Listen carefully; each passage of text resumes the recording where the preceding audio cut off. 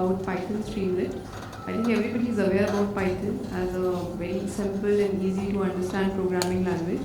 And one of the libraries that Python has recently, I would say, got attention towards is, I would say, Streamlit. So let's start with what is exactly Streamlit. So it is again a open source Python library, and it focuses actually on reducing the workload of front end developers, I would say, or other people who want to use front end for something but they don't know how to write front end languages. So basically, you must have heard a lot about machine learning, AI, visualization, and so on. So these are some separate technologies, but presenting them in front end requires logic of front end libraries, coding of front end libraries like HTML, CSS, Bootstrap, making them appealing and so on. So whoever wants to start with develop using these machine learning models and present them as the final output, they have to do something for front end, but we can use Python Streamlit to completely eliminate the knowledge of front end. That's what this library is all about. So it focuses on simplicity and the ease of use without need of having knowledge about whatever is needed on the front end part, I would say. So why use Streamlit? Because it is obviously easy to use. It is developed with Python. Python always is known for reducing or eliminating the complexity. Fast development, like I said, you are obviously not focusing on front-end logics and all. You are just focusing on what you want to present. So you can create interactive apps in like minutes, and obviously integrate with like amazing libraries like Pandas, NumPy, Matplotlib, Plotly, and other data visualization tools. So why use Streamlit? Because of these reasons, I would say. Again, key features of Streamlit is it has amazing simple syntax, no HTML, no CSS, no JavaScript required. Just you need to know Python as a primary language. Widgets, it provides all kinds of widgets like forms, imports, sliders, date box, range, or whatever it is, the buttons that you want for your front-end development. And it provides real-time updates. Real-time updates as in you just say you made the changes in the code, you want to see the changes in the front end, it reflects immediately. So I would say these are the key features, and to be true, there is not much to say in Streamlit, so we will directly dive into action. And I'll be showing you 3 different use cases. In the interest of time, I'll try to show you these both, and I'll try to run this directly. So first is some livestock analysis, and for that, I've already written the code, but I'm going to comment it out and I'm going to show you step by step so that it's difficult to first read the code, I would say, rather than just see it in real time, I would say. So let's start with this thing. It's very simple. I'm just going to start it over here. So you can see I've already imported the libraries that I need. First one is the Streamlit library. It's a Python library. You have to import like any other normal library. I will be needing these libraries because I'm going to show you one use case related to showing the livestock prices. For that, I'm using Yahoo Finance. We have this Yahoo Finance library that can fetch you the stock price in real time, and obviously this date time and all to give you so that the learner or whoever is using this can select the date range from what date to what date I want to see the stock prices and all. So let's start. I'm just using, so ST is, I've just given an alias to Streamlit as ST. And I'm just starting with this code set page config. And I just give it a heading as livestock analysis. And let's start running this code. So this is the name of my code, livestock analysis.py. And the way you run Streamlit is so simple. You just have to type Streamlit run livestock analysis.py. By the way, I've imported, I've just pip installed all the libraries, I've created my virtual environment and everything. So in the interest of time, I'll just run this. And we see that, you see this tab, this set page config, I've done nothing, but it has given the heading to my this tab thing. And now I want to set a header. So I say, so see the functions, they are so simple. Set header, and you will start seeing the header. So you can see there is these buttons that start saying, we say rerun. So when I do rerun, it just shows the changes in the real time. Now let's say if I want a sidebar. So I say I want a sidebar. and I want a text input box so that I can enter the name of the stock of my interest. So I say enter stock name, and for the sake of interest, I'll just say I want TCS stock details because TCS is national on National Stock Exchange, so I will say NS here. And here I will just say that this is my stock name. Whatever I have I'm just capturing that in a variable. Again, I just click on rerun and see, yeah, I started getting what? Enter stock name. And this is the heading. So it's so simple, you don't have to go through this sidebar, you can just open and close it the way you want it. Next, I say I want to have a date range, day range, like from what day to what day, like how many days of stock details I need and so on. So I say I want a sidebar and I want a slider. So I say enter the day range. I say starting minimum 7 days of data I want till 365 days of data, and initially it should be like for 30 days of slider should be showing me till 30 days of this thing. So let me rerun it. So you can see I have selected like first minimum 7 days and for 30 days I need the data. So I've just taken the input. The next step is I want to fetch the data according to the inputs that I've added. So I'm just going to create one fetch data and the stock name and the date range that I just got from here. I'm going to supply to that method, the function. So let me create that function, the fetch data. And whatever I get from this fetch data, I want to save it in a data frame. So I'm just taking a data frame as a return value here. And let's start with first is the end date. The end date is nothing but the today's date, because we need real time. So today's date is my end date. The start date is nothing but whatever my end date is there minus whatever the day range that I have got here. And I want my stock details. So I'm going to use Yahoo Finance library. Like I said, this is the alias YF that I've set over here for that. And I'm going to say I want this stock name details, whatever as a function argument I've supplied. And I get the stock details, but I want the stock history as per my date range. So here I say I want the stock history, and the period should be like 1 day, one entire day stock history. Start should be whatever the start date I've created, and end should be whatever the end date I've created.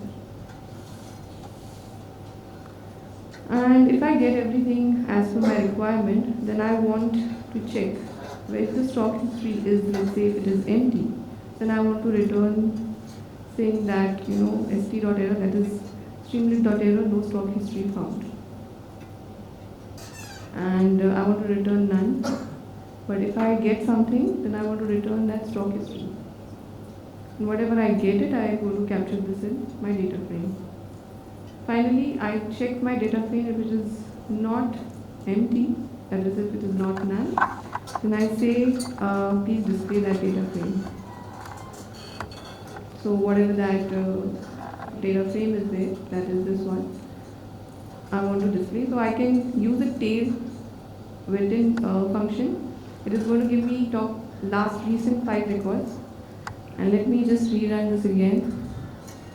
So I start getting my stock prices. So this is, if you just let me maximize this. This TCS stock for like top 5 records, I guess.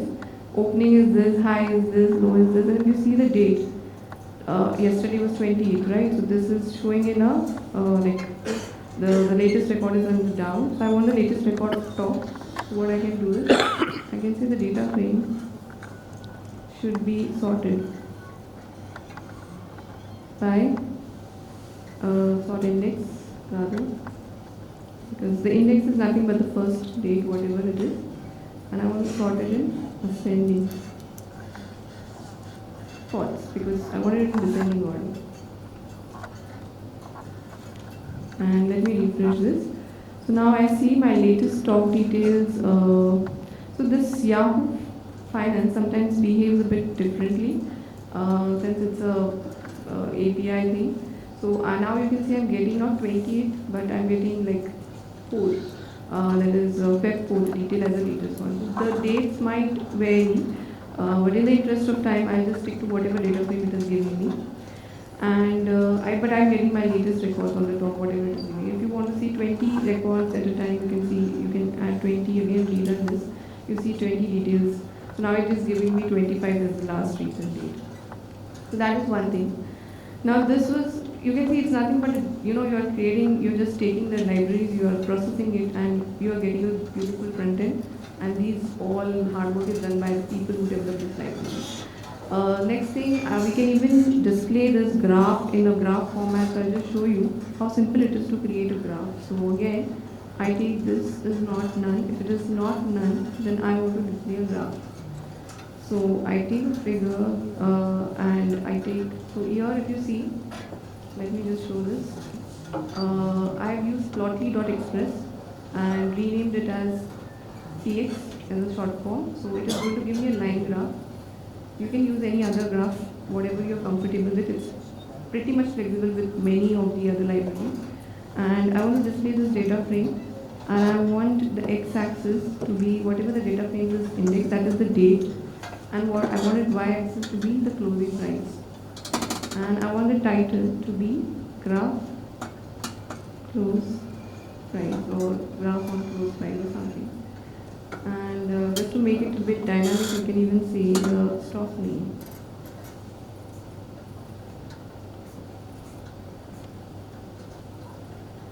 Yeah. And whatever graph I get, I just say my Streamlit to display it. So let me just display it using plotting graphs chart. This page. So let me just rerun this again. So I see tcs.ns graph on closing price, and this is the stock link seems to be like falling a bit. And this was about a graph, this thing. If you want to, you can even process this data frame to get some specific detail. Like I want just the live stock price. So what I can do is I can say that as well over here, that I want, if the data frame is not empty, then I can simply say just give me the live stock price, just one single value. So I just take this again, the same setting. So it's very, once you understand these built-in things, you just have to tweak them a bit. So I want the stock price, not the entire history. And I want the detail for like a day. And I want the closing price, and the index location has to be the latest one so that I get the latest price, whatever it is.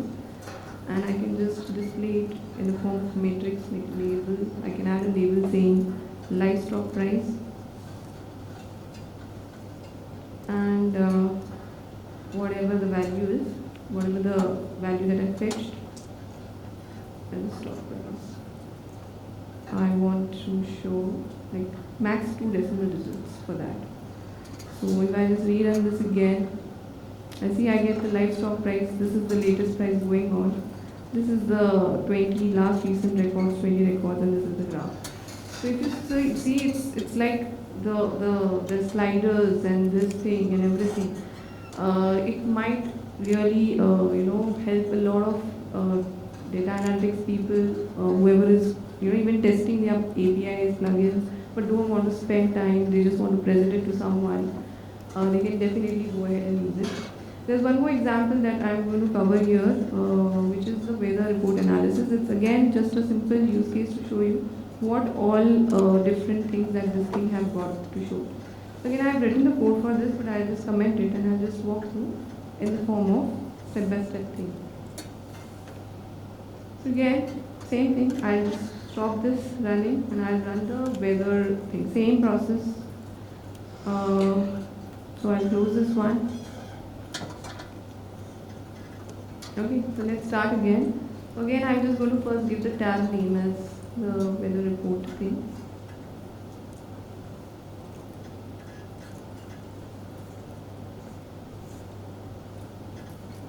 And I'll set the header again. And same thing.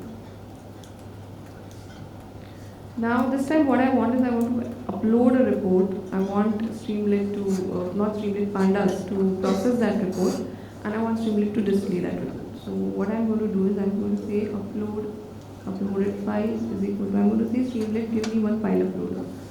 So file uploader, and I just give a message upload the file with the report. And the type that I'm using for that file is CSV. And let's save this. The moment we rerun this, we start seeing a drop down box.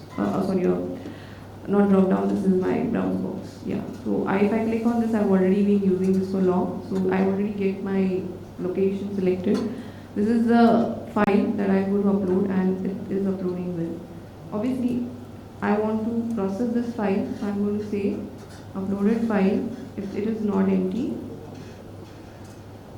then what you can do is you can take that file and give it to Pandas. So I have already again renamed Pandas as PD, and I'm going to say send the CSV file, read the CSV file which is I just uploaded.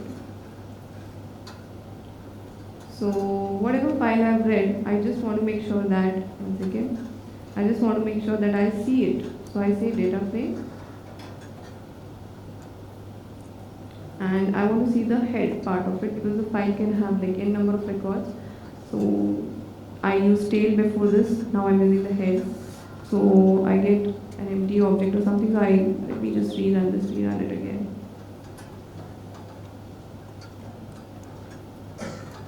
Okay, what is it? Some error. Oh, I given the data frame. Okay, date frame data frame. Sorry. Let me refresh this. Once again. Be refreshed again. Okay, something is this.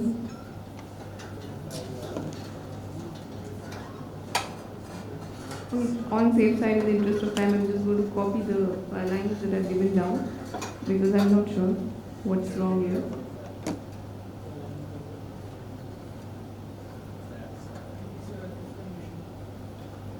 Okay, if it's empty. Oh, so sorry, if it's empty, I don't want it to empty. If it is not empty, I would say.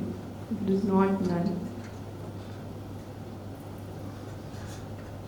We refresh this again. Yeah. So I see my records coming. So over here, this is just again I've used head and it always take first 5 records. And these are the fields, date, city, time. So Pandas, you know already an amazing library that is going to take the data and process it. Again, let's say you want to further do something on this, like you want to just have cities as a drop-down box and select all the records related to a specific city, like New York only. I want to see what is the temperature for New York. So again, it's pretty simple. You can first take all the city list, the unique city list. Okay, from that data frame, I say I want a city name. So you have to make sure the name matches here, and it has to be. I want all the unique cities only.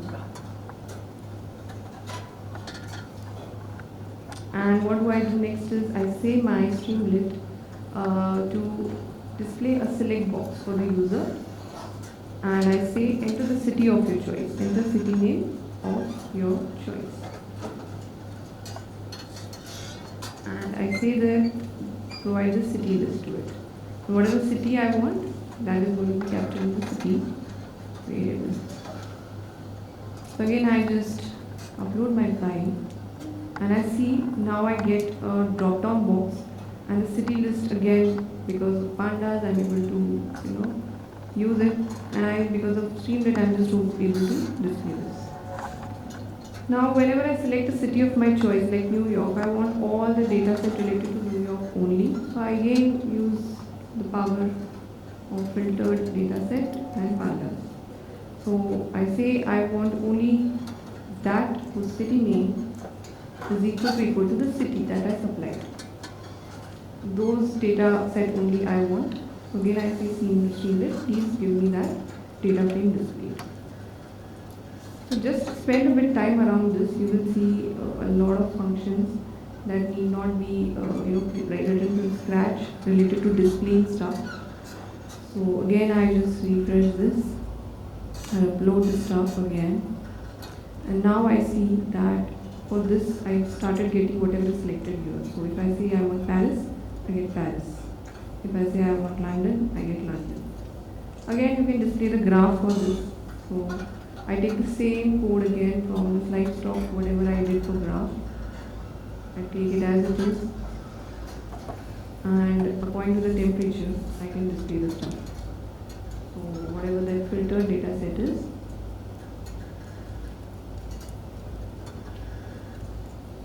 in x-axis, I want the date for the filtered data set, and in y-axis, I want the temperature, whatever the filtered data set is showing. And here I can add the city name, that city's temperature details or graph.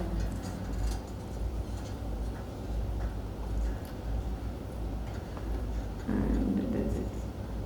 We can rerun this. And what we see, we have started getting the graph. So very much copy-paste stuff, I will say.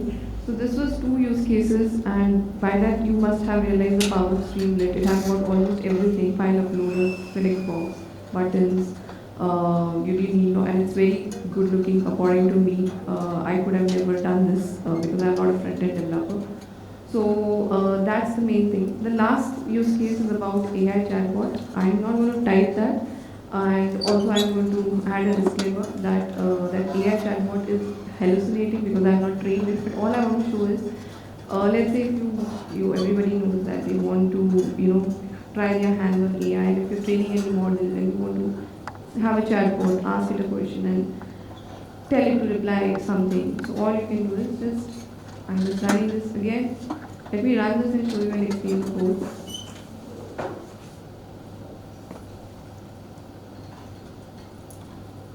Okay, so I have got this beautiful UI again. So I'm using transformers. These are my libraries that I'm going to use for my AI stuff. And again, I'm using Streamlit. So this is again the page name that I've set, which is AI chatbot. And here I've taken the simple code that is going to load my chatbot. So these are like my functions that I've created. From here, again, this is a function from text to speech, so that I can have a text box here. So if I just type something like hi and I send it, it's going to hallucinate, like hi category is saying. It's not giving me any of the answers because I'm supposed to train it. But once I train it, if I add any question here, it is supposed to answer. And it plays. I'm not sure if you can hear this, but it plays it well. So it has got even this voice, things to add it to your code and all the stuff like that. So simple code. I've given the this thing, the repository for this thing in my slides. So in case if you want to explore these 3 use cases at your leisure, you can do that. So that's all about the Streamlit laptop. Any questions?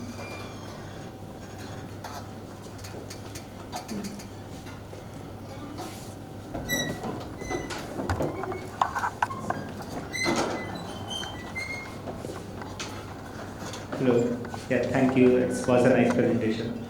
So want to understand, like, compared to the native solutions like React and other things, like what are the limitations with this approach? The limitation is React is like a full-fledged, it helps you to customize things, make them good looking. This is going to have the same look and feel.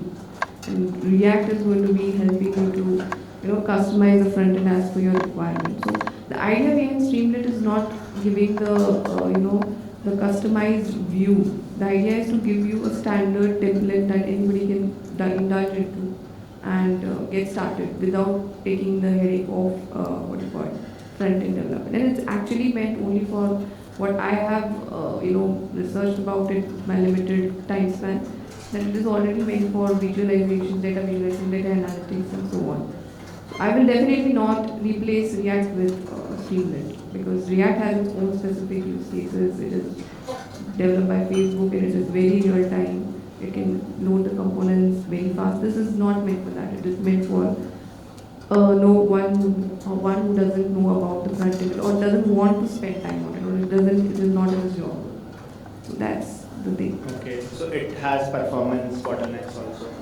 These are very lightweighted application, I would say, for data analytics, visualizations and all. Okay. So performance bottleneck comes only, I would say, for like, you can see my APIs were like not that good, or my chatbot wasn't replying. So I think that might be the problem. Otherwise, I don't think so. These lightweighted applications, I mean, Streamlit is going to give you trouble from performance side. Okay.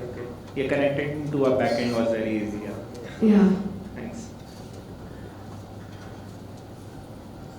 Yeah, so I had one more question. So can we deploy an application that is built through Streamlit? Yeah, definitely. This is on your localhost. It's on my local. I take this, I put it on my AWS, and just give it a public IP. You use it from your mobile. Okay. It's just front end, and whatever you can do with front end in real time, you can do with this.